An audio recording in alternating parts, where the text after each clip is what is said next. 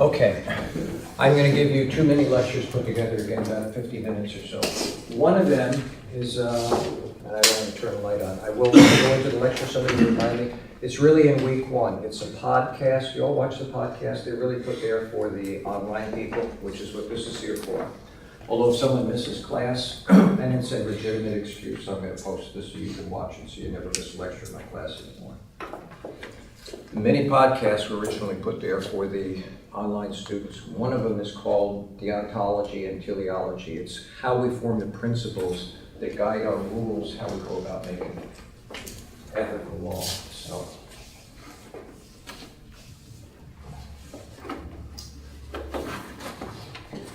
and we said the last time we got together that there are principles that guide us in how we go about making law, how we make our rules and regulations. There's 2 main principles that we look at in the Western world. Ethics is how we examine human behavior. Again, people, if you have questions, please ask me. Now, all human behavior is made up of 2 parts. It's made up of an action that produces a consequence. Every action produces a consequence. There's no way around it. Every consequence is produced by an action. Okay?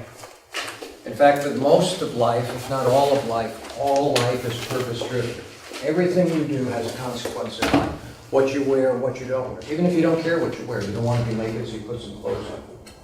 Or you may have a reason for wearing certain colors. You might have a reason for doing this or doing that, or eating food or not eating food. What kind of food? Whether you come to class or don't come, whether you study or don't study.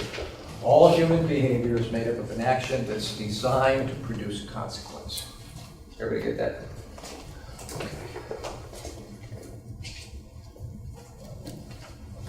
That's got a name. It's a Greek name. It's called teleology.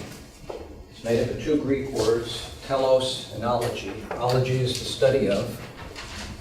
Telos literally equals or means ends or purposes, or as you'll see, consequences. Just easier to leave a consequence. I want you to understand it. You will see the word teleology, and you will have to know what that word means. Now, in the next week, we're going to study 2 people. One is Aristotle, and he's a teleologist, and his interest is in producing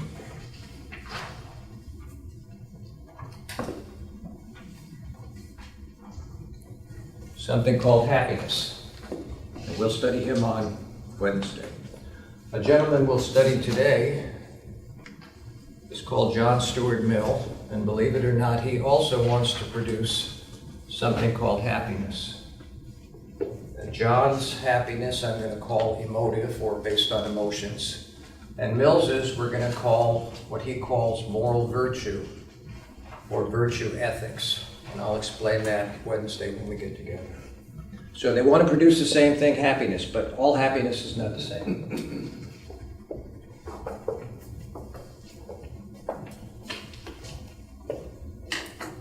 All moral theories have an upside and a downside. They work, but they don't work.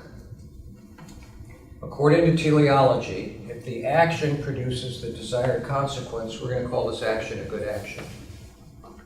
You set out to do something, and it accomplished its goal. Come to class every day, you get A for the day. If you leave class, how do you keep it? If you follow some suggestions, or maybe you come up with your own rules, and you end up getting your A, you're going to assume whatever action you took to maintain that A was a good action. Okay? Now, how does this work in real life? Let's assume that the desired end that you're trying to produce by being in school is to make more wealth. Get a degree, get 2 degrees, 3, 4 degrees, whatever, get a technical degree, better job, better wealth, work your way up the food chain. That's what education is normally all about. So I'm going to assume that you're all in school right now because one of your goals, at least, is to produce increased wealth in your life. Doesn't mean a million or billion, but you can get more the more educated you are. Okay. Well, what kind of action do we have to take to produce that consequence? Well, we already talked about one. Let's just assume that you're in school for higher education because it's known that higher education will probably give you more money. And if in fact you graduate and get a good job, I'm going to think most of you are going to say, I'm glad I went to school, it really paid off. produce a desired consequence. Okay? Now, there may be other ways to make wealth. Especially if you're 80 to 84, you collect about 204 million every time the jackpot goes off. Now, some people may not be okay with that. They consider that gambling.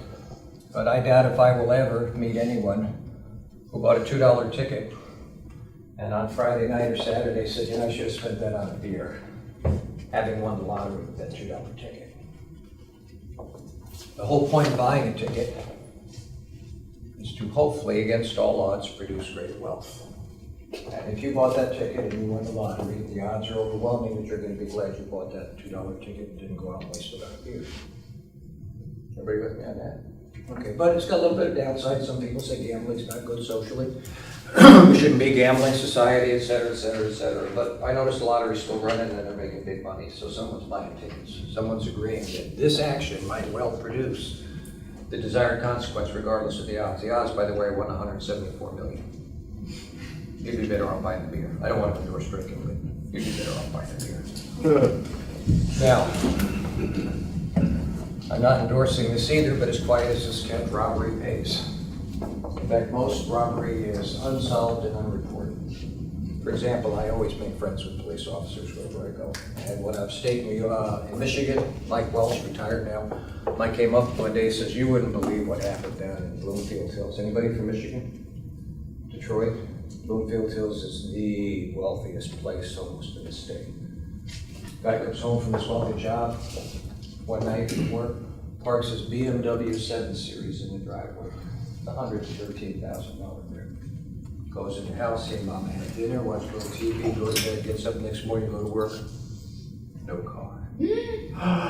Oh my gosh, they took my baby. Oh my gosh, he freaks out, he calls up on the phone, the police come do a report. Guy's got a big deal to settle that day, so he goes to work, gets his deal, he can't stay, he goes home early, gets to his crib, translation, gets to his house, yeah, that's what he goes to. I'm 25, I'm locked in this body, I cannot get out. I'm there in the driveway of the crib, this is baby. Oh my gosh, my baby's back. And in the windshield's a little envelope with 2 $29 double-header tickets to the Detroit Tigers. Little note, sorry for the inconvenience, I'm a mechanic, I needed the car, I didn't hurt the car, I hope you'll forgive me at discretion, hopefully the tickets will make up for it. Oh, my baby's back. Goes in, gets mom all dressed up, they go out, they have dinner, a little bit to drink, go a $29 doubleheader, get back about 1:30 in the morning.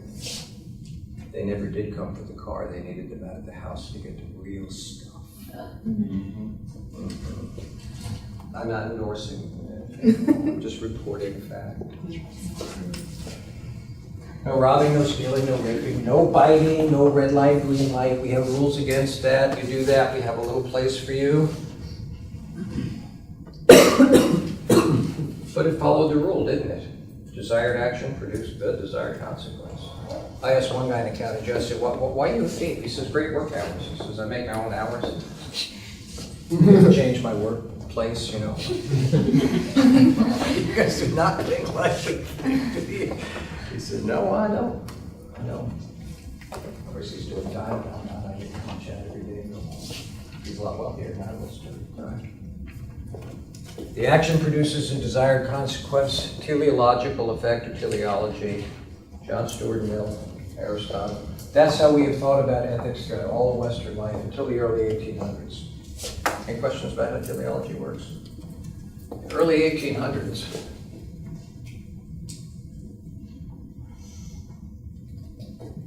A gentleman named Immanuel Kant, he's a German, Kant for K, otherwise would be Kant for C, Immanuel Kant, says, you know what, he says, I think this is vast accuracy. I think what's important is the action, regardless of consequence. Some actions you have to do because they're the right thing to do.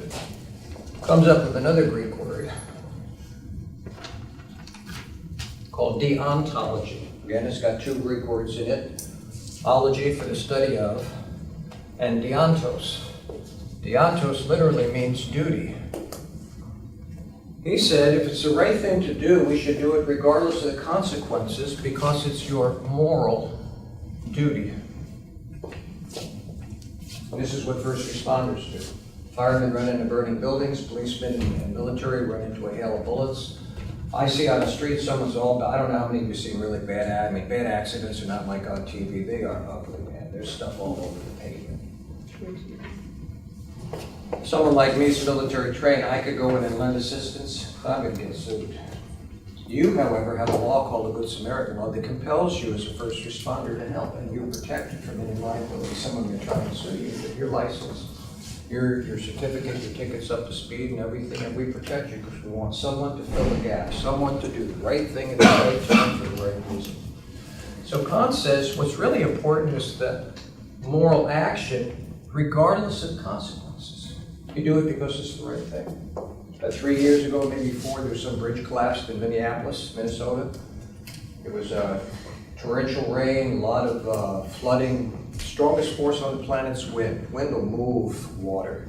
Second most powerful force, water. It literally took that embankment, those stanchions the bridge was on, concrete, and just demolished it. Took them out. In the video, showing it later on national TV, is a lady dressed in a green uniform. She's a first responder. She tethers herself to the concrete. She ties a rope, ties it around herself, and she's going because cars were on the bridge when it went down. You can be in a car, the windows rolled up, you can survive. There's pockets of air in there. She goes in there trying to find them, goes back down. After it's all over, one of the reporters said, "Why'd you put your life in there? You could have died." She says, "That's my job. It's my moral duty." Joaquin Phoenix, ladder 49, warehouse on fire. Thought there might be someone in there, goes in there, right? John Travolta ends up driving over to his house. As soon as his car picked up, his wife knew that her husband had passed away, doing his job, doing his duty. In some situations, moral duty might be more important than the consequences to our behavior. Now, all of us are teleological. Everything we do is for a reason. Some people choose to be moral responders because they say the action is really what's important. We call it code and honor. You go to the academy, you go to West Point, Annapolis, you go to the Air Force Academy, you cheat, you're done. You see someone cheat and don't report it, you're done too. We call it code and honor. We have a higher standard, we call it the moral high ground. It's the right thing to do regardless of the consequences. Well, that's my best friend, I can't turn him in for cheating, then you might as well pack your bag because sooner or later the system's going to tell you you can leave. It's a very high standard. All of us are consequential in our behavior. Every once in a while, the door opens up to moral duty. Every once in a while, it'll happen. You find yourself in a situation and suddenly you realize, wow, if I don't do something, no one is going to. I wonder what the right thing to do is here. This is probably 30 years ago. We lived in northern Michigan. And there's this lake called Wallen Lake. It's got these 2 big arms. One of the supposedly 10 most beautiful lakes in the world. And here's this little town, Wallen Lake, and here's this little beach and tree line here, and we show up. No, I don't look at now. I mean, dinosaurs, they kind of lose, get wrinkles here, wrinkles here. You know, I was always athletic when I was younger, went to college on scholarships and sports. We show up, everybody gets down on the beach, we get all ready. There's a little boy standing by the beach end, you know, little blonde haired boy, just crying, because his beach ball had gotten away from him and it had blown out into this lake, just a little bit right here. And this is about 4 miles and this is about 2 miles. And my wife looks at me and says, "You're athletic, why don't you go in there and get his ball?" so I go in. Now it's about a 15-mile-an-hour wind, and there's trees here. And wind will try and find the ground. It's looking for a heat source. Picks up speed the warmer it is. Anybody here in geology or geology? So it's got to find the trees, so I get out there, and the ball's out there a little bit. Now I grew up in the hood, New York, okay? Never learned to swim. We used to go to the ocean. You do not need a surfboard, you just need to be stiff. And you catch that wave, we call it body surf. You cannot drown in the Atlantic Ocean or the Pacific unless you drink too much water, where you get caught in a riptide. So I never learned how to swim. Like my dad used to be a flight engineer for Pan American. Every Christmas he'd go down to Miami and teach these guys 70 plus, and one day he brought us down there, stayed in a motel, walked outside the motel and there's a pool. Water. So I jumped in, the deep end. A few minutes later, the lifeguard realized I wasn't waving hi to my mom, I was waving bye to my mom. I don't like water. When I get a shower, I run around. I don't give the water any advantage over me. Around 3 times I've almost drowned. You'd think I learned the first step.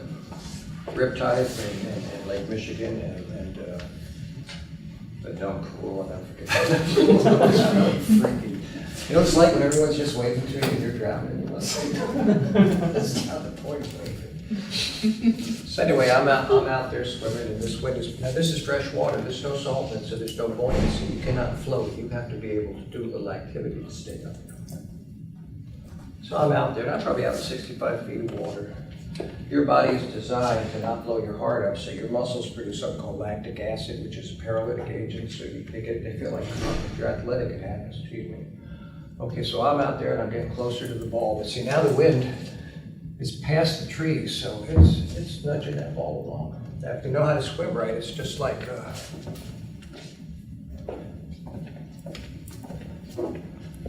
you see the Summer Olympics, you see the 50-meter dash, and as the swimmers get real close, there was that camera right here, and they said, watch the wave when they get close to the wall. Because if you swim right, it's like drafting a NASCAR car. You have to get up real, and you go in this way, and you lift your arm up, so there's just a little bit of water not in front of you, so you have that little resistance. The problem is, you're creating a little wave, and it's pushing the ball a little further away. I literally get to the point where I have one stroke left. One. I mean, my arms, they're just dead. And the ball's about from here to there. And I realize I'm going to have to get this ball or I'm going down for the third time. And as I jump out of the water at this ball, I have two thoughts go through, this true story, two thoughts go through my mind right away. Boom, boom. First is, I hope there's not so much balloon in this, so much, I don't mean to call you, so much air in this balloon that when I reach for it, it goes bloop, you know? And then the second thought was, I hope it has enough air when I get a hold of this can hold me up, and the ball and I are going down 65 feet. Well, obviously, the ball worked in my favor. It took about 7 minutes before that lactic acid starts to dissipate, and I do my little dog paddling, you know. And I get in the shore, and everybody applauds.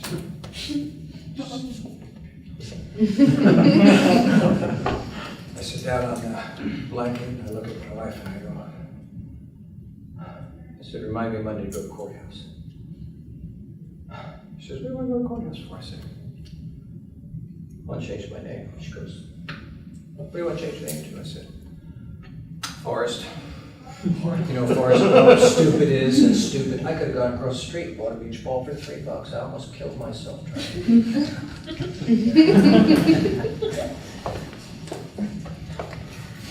Sometimes thinking you're doing the right thing for the right reason can prove very deadly. Life just opens up one day and swallows you up, and you think you're doing the right thing, and before you know it, you're going under. And there's no one out there to make a bit of difference to you. Now let's assume that really happened. Let's assume Hollywood for a minute. We're going to run the camera forward a week, and I'm back at the same beach. Only this time it's not the beach ball out there, it's your child. Someone says, oh man, you gotta go out there and get that kid. You're the only one who can swim that far. And I take out my little golf range. You guys play golf? So I'm never gonna make it this 50 yards further than that ball yesterday, and I came this far away from it. Well, you gotta go out there. I have to go out there? Wait a minute. Nope, that thing's a good 50 yards further than I can. I just made it to that ball. Someone's got to go. Well, I know someone's got to go. Well, you got to go. Why do I have to go? Because you're the only one that can swim that far. Wait a minute. That's further than I know how to swim. My best effort.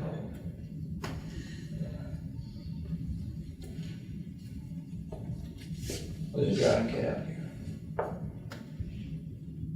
Someone's drowning. You're supposed to save a life for him. Who volunteered? Raise your hand, because I have a solution for you. Okay, why don't you show me how to do it? Because I know I'm not the man. I know I'm quicker. Last week taught me that. Now that's a dilemma. You're supposed to save a human life. I can swim. I've been taught to swim professionally like that. I can't breathe. I can't breathe. I know I can't breathe.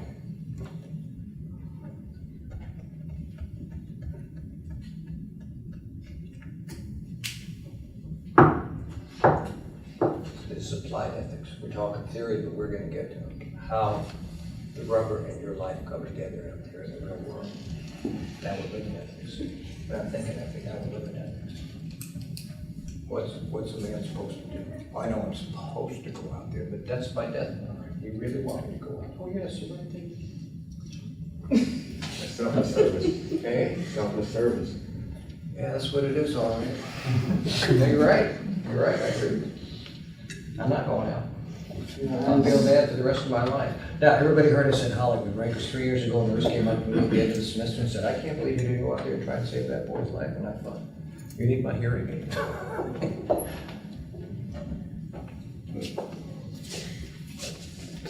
Let's go another week forward. We're out at the same beach, and this time it's not your child, it's my child.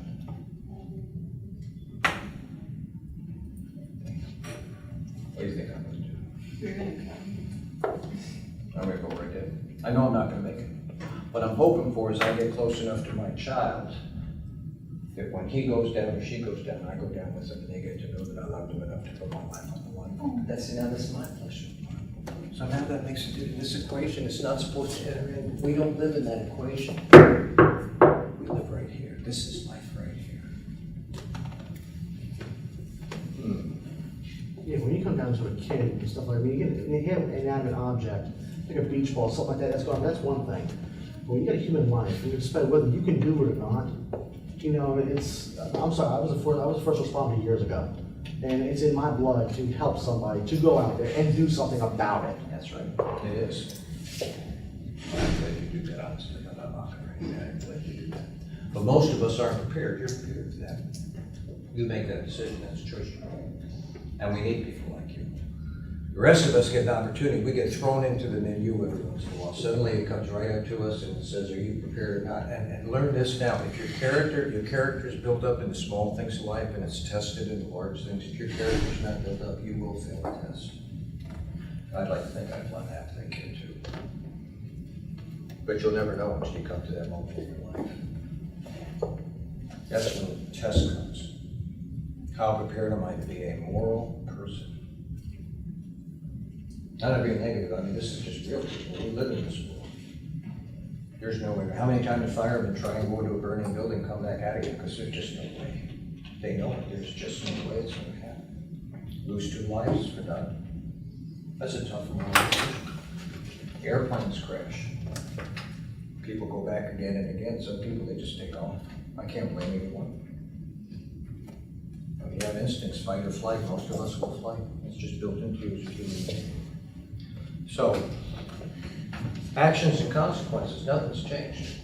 It's the emphasis. If you believe in consequences, then the action is the action if it produces a desired consequence. If you believe in actions, then the action is the right action regardless of the consequence. You have to understand teleology. You'll see that word on your exam. You have to understand deontology. You have to associate Aristotle and John Stewart Mill with teleology, both trying to produce happiness, even if it's different kinds of happiness. Immanuel Kant, he wants to produce moral beauty.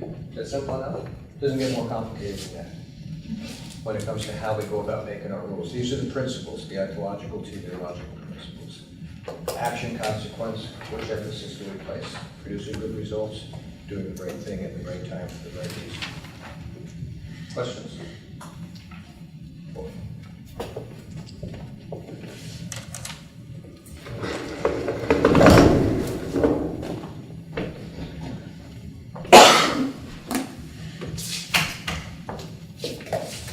Give the machine a minute to come up and we'll do a kind of mini lecture. I'm going to talk about 3 things. Any of you want to print the notes out for moral reasons, number 3? We're just going to go over number 1. We're going to go over number 2. We're going to skip 3 and 4 and do those on Wednesday, and then we'll do number 5. We're going to talk about John Stuart Mill.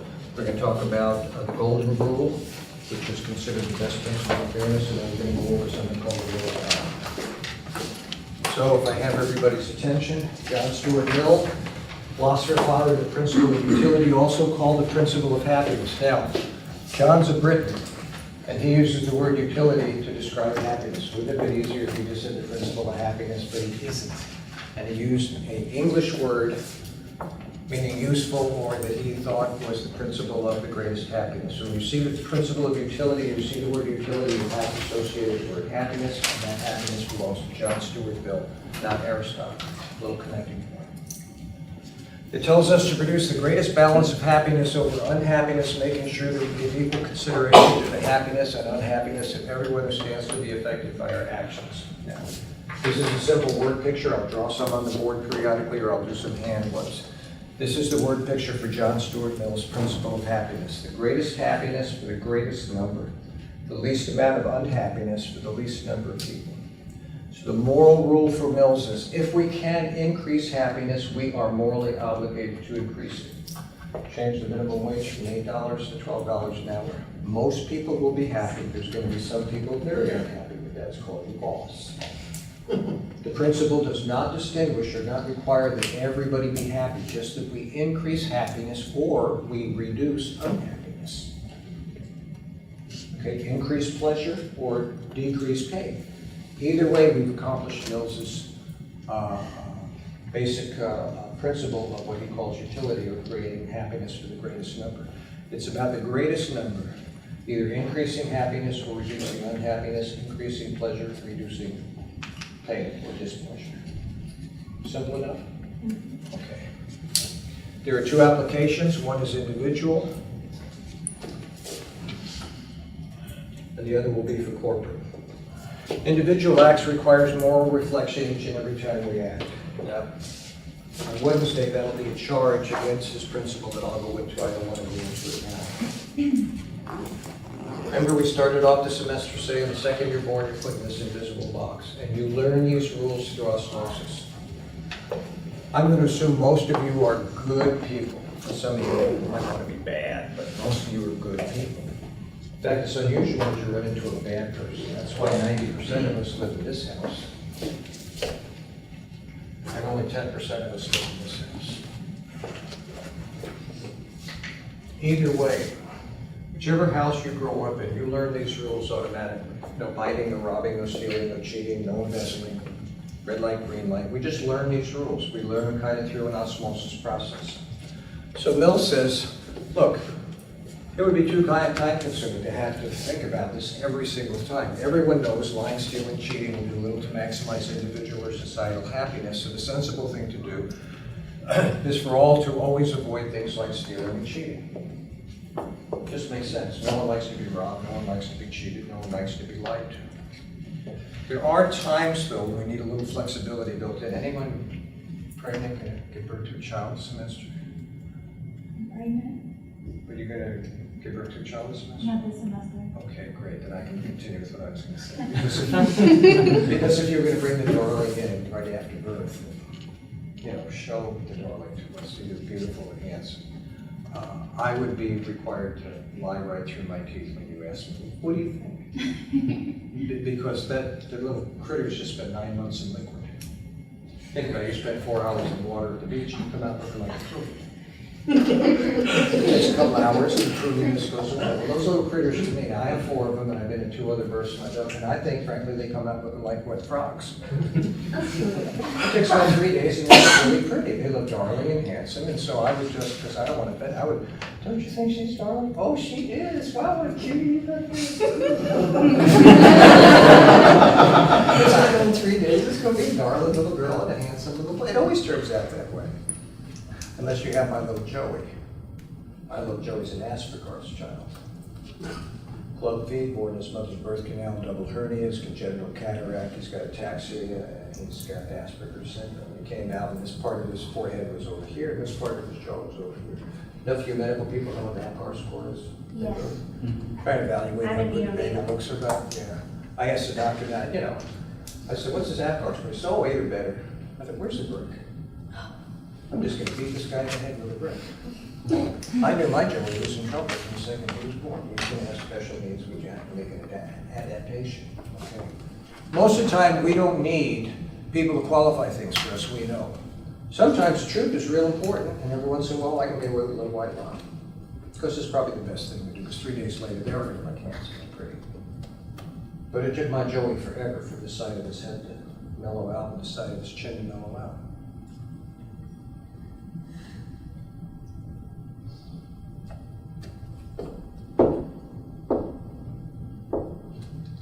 My friend named Ken, liver cancer, 7 years in remission, suddenly came back. And the first thing all you do when you have cancer is they put an ARC port in you and they jack you up with poison. Chemo, by the way, comes in a bag and you cannot transport that bag across state lines. It's a federal crime. You cannot transport poisons across state lines. And they just jack you up and give you a good long drink of that. About 120 hours the first time, another 124 weeks later. They said, well, Ken, we want to give you chemo. We said, fine. They put the needle in, they gave him 4 hours of chemo, and he finally called him up and said, take the jack out, I don't want the chemo. And we'll get to that later on. That's called Kazan versus Missouri Health Services. It's a law in your favor to stop treatment, start treatment, and right in the middle of it, you can just say, hey, not that time. They took the jack out. 2 weeks later, Ken shows up in the emergency room. He's got about 2 or 3 liters of liquid in his chest cavity. You've got to take it out. And then he has a doctor's appointment right after that. So Marcia, his wife, and I go to the appointment. Ken asked me to be there as a friend of mine. We sit down, the doctor examines him, and he says, well, Ken, he said, I want you to go home for about 2 weeks. Just relax the next 2 weeks and take care of yourself, okay? Just go home and relax for a couple weeks. Ken said, okay, got up and walked out. Didn't ask any questions, got up and walked right out. How many of you involved in hospice? Been around hospice?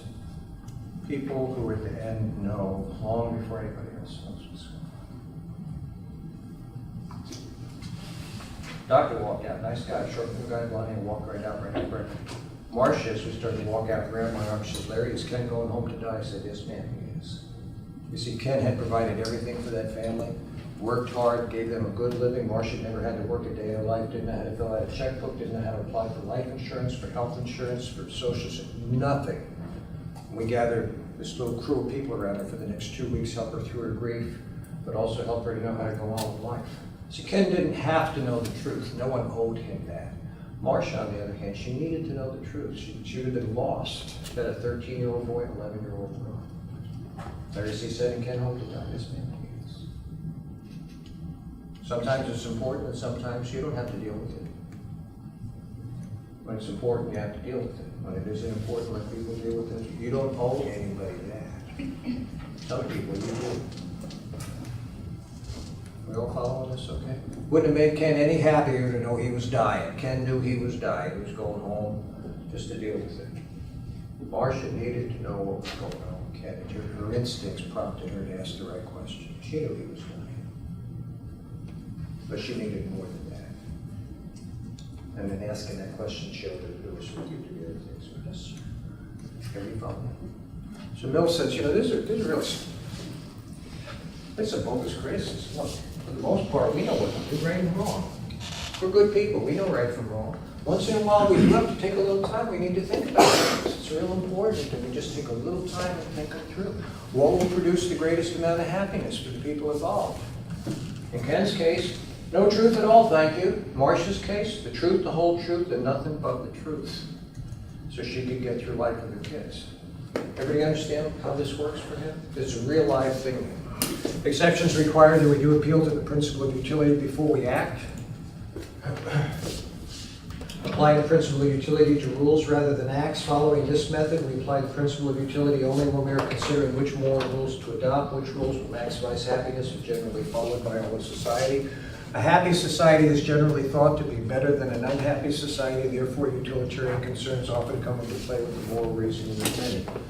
Guaranteed in the Declaration, life, liberty, and the pursuit of. Thank you, John. John made it in the Declaration along with Aristotle. Moral virtue made it in just like the principle of happiness. By the way, what kind of happiness is John considering? Milli Vanilli happiness. Don't be sad, be happy. I've never met anybody, no matter what I've been doing, I've never met anyone that was so happy. I mean, they were so happy. They were just so happy that they felt compelled to call a psychiatrist up and say, I need time on the couch, I'm too happy, I don't know what's wrong with me. It's when people aren't happy that we want them to get help. Unfortunately, we label them, we have medicine for them, because we just assume people want to be happy. Even if you're melancholy happy, how you doing? Oh, okay. You sure you're okay? Yeah, I'm okay, it's okay, it's okay. There's some people so giddy you wonder where the switch is, the on and off switch. Wow, you ever slow down. God realized people have a right to be happy. That's part of human nature. When we're not happy, we try and fix it. We try to make an adjustment. So we understand Mill's okay. Mill's okay. Let's talk about the golden rule. The golden rule is considered the best theoretical principle of fairness. There's a difference between theory and application. I'll make the distinction now. Every major religion believes, do to others the way you want them to do to you. Actually, that's really not what it says. It says, as you want people to do to you, so you do to them. Farmers are the brightest people on the planet. Put nothing in the ground, what are you going to get out? Zero. Right? Do to people the way you want people to deal with you. I don't owe you respect. So a little respect, get a little respect. So a little love, get a little love. So a little study time, get a good grade. So the golden rule says, as you want people to deal with you or do to others the way you want them to deal with you. Okay, that's the theory. It's great. Every major religion has them. Whether it's Western religions or Eastern religions, you do good by people, people do good by you. Okay? This is not, karma is much different than what comes around. We miss that all the time. Okay? So now let's apply the rule and see how it goes. Okay? Let's just say I have before me a woman, single mom, 2 kids. She has a real need. She needs 2 gallons of milk. She needs 2 new tires on the car so she can go back and forth to school. She can keep up with her education, get a better job, hopefully lift her family out of poverty and be able to have a decent life. And I just happen to have a $100 bill, and that's exactly what she needs to meet her needs. I go up to her and say, I overheard you. She said, do you mind if I give you $100? Ah, yeah. Just like that. The golden rule, do to others the way you wish they treat you. I don't know if you've ever been down and out. I've been down and out. It's been nice when people come by and let me eat. You realize when we all took care of one another's needs, your needs would go away like that. We're too busy. And then we're not taking care of each other's needs. So the golden rule says, well, we should be on the output, not the input. So I give you $100. Oh, my gosh, I can't thank you enough. And about that time, another lady standing behind you sees this whole thing, has a need too. She needs 2 gallons of milk, she needs 2 new tires for a car, and she also needs a full tank of gasoline, or she cannot go back and forth to school. In other words, she has a need greater than yours. She taps you on the shoulder and says, you know, I have a need just like you, but I also need a tank full of gas. I suppose you believe in the golden rule, do to others the way you wish they would do to you. Okay, well, let's just reverse roles. See, because when I got the money, my needs met. This is a good rule. Oh.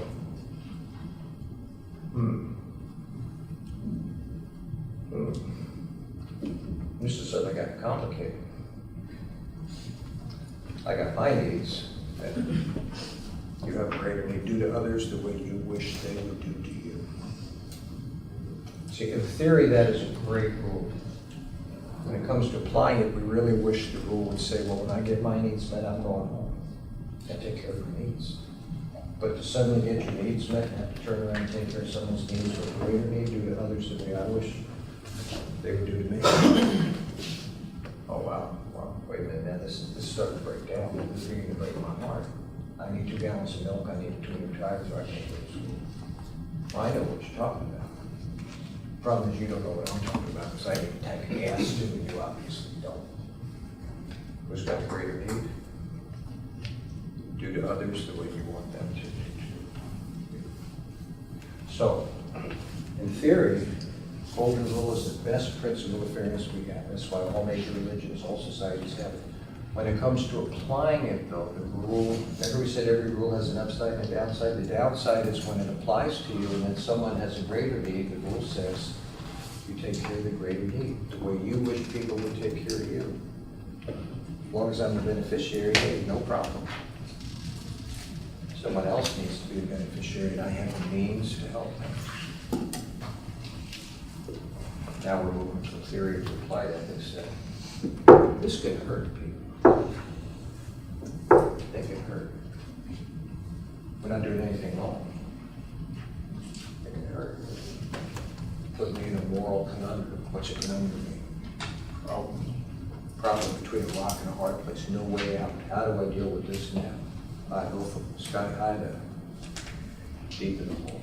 Everybody understand the problem is? We have theory always, but then we have application. This is applied ethics. Everybody with me? Let me speak. Last one I need to talk about is something called the will of God. Yeah, I'm going to get out of here. Now, I have to use the board a little bit. Explain some things to you. A little history lesson here to help you understand this. As long as I'm a racer.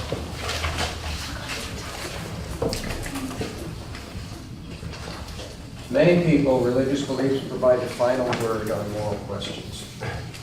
To this day, most of the world is divided into tribes. By tribes, I don't mean headhunters or cannibals, okay? Tribes are defined by language, history, and culture. 80% of the world to this day are still self-identified by tribes. For instance, there's a group of people in this area called Kurds. There's another group of people over here. I think I have that right, Shiite. Did I spell that right? I always wondered. And then you have another group here called Sunnis. Now, these people have nothing in common. These people share religion, but they don't even look at the religion right away. These people are Muslims. These people believe in a what we call a caliphate, or a ruling group of people, like we would have a senate. These people believe in a bloodline that supposedly can be traced back to Muhammad. And the British, after World War I, decided to go from coal for their navy to oil, and they had no oil. They had tons of coal, so they said, I know, we'll go with this oil. And they went into the Middle East, and they drew a line around these two tribes, and they called it Iraq. And they said, now get along together. Really? I don't think so. These people trace their roots back to Persia. We now call this Iran. These people trace their roots back to Turkey, that used to be in the old days the Ottoman Empire. And these people trace their roots back to Arabia, or the Arabian Empire. They have nothing in common, other than these people share the same title for religion. And 500 years ago, we invented what was called the nation state, and we just drew a line around it. Did the same thing in Europe. Remember the movie Braveheart and William Wallace? I like the way he says that, William Wallace. He attacked the British outpost, and then they're licking their wounds that night around a campfire, and someone says, someone's coming. And these Klansmen are running over the hills to come in to help Wallace, and Wallace says, go home, this isn't your fight. And they said, the hell it isn't. That's what you just did to the British. This is all clans sharing the same general, but there was no skull. Tribes, sharing common language, culture, history, little separate dialogues, you know, like you call it what down here, sodi? Oh, I'm sorry, soda. We call it pop up north. You know, but we're all part of the same territorial boundary. We have different ways of referring to things. Okay. Most people in the world still look to the book, some kind of book for moral direction. Here in the Western world, we look to either the Old Testament, New Testament, or the Quran. In the Eastern world, the Upanishads, the Bhagavad Gitas, there's books everywhere that supposedly embody the knowledge of a higher being, we'll call it God this time, and the moral codes are written down so we can follow them. And that's how they function. Now, back in 1960, Paul Simon wrote a song that the New York Times said God is dead, and we've been in what we call a secular period now for the last 50, 60 years. Maybe God exists, maybe God doesn't. Most of the world doesn't even have that question go through their mind. Of course there's a higher power. You can call him Brahman, Atman, you can call it universal consciousness, IA. You can deify it and put a person on it, Jehovah, God. However you do it, most of the world is locked into this thinking. That's where they get their moral sense from what's written in the book. Why give God the final word on these matters? Two possibilities. God's the ultimate source of reality. God is the best authority on morality. He made the universe and put human beings here for some purpose. Acting rightly or wrongly depends on how well we pursue that purpose. And again, this is East and West, and we deify it and we put he there or whatever, but they see it the same general way. We just happen to have a unique way of looking at it. There are both moral laws and physical laws, and God is the author of both. Like we looked at here lately, out of nature. Everybody see the movie Avatar? Most people do Avatar. I'm always amazed at the human disconnect from nature. How do animals know that a tsunami's coming and we're not? We don't. I mean, we're the brightest things on the planet. How come they know and we don't?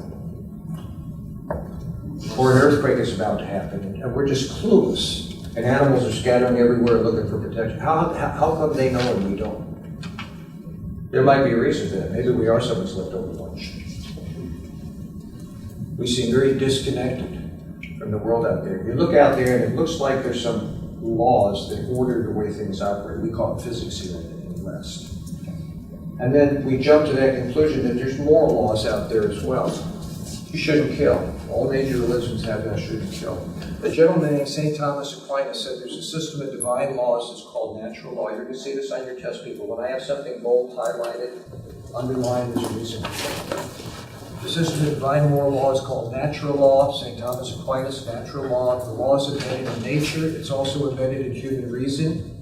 Therefore, natural law is not only the law of God, it's also the law of reason. In other words, what Thomas said is, look, if you just think about it, there's obviously some force out there that's in charge. Just put everything in order. Physics, we call it. And morally as well. No lying, no stealing, no cheating, no raping, and robbing. Every major religion, every major culture has those rules. They may enforce them differently, but every major culture, every major society has the same rules. It's not okay to break those rules. Where did they come from? For most of them, they point to the source. Usually it's the book, and behind the book is some divine authority. God is the best authority on morality. Morality is a collection of moral facts. God knows all the facts. Morality is what an ideal observer would consider the best thing to do, and God seems to be in the best position to do that. Now, if you don't believe that, that's fine. This is not a religious conversation, but I want you to understand, for intents of moral theory, most of the world believes in these books there is some divine influence that guides the way we ought to act, once we understand the purpose of what life's here for. Everybody with me on that?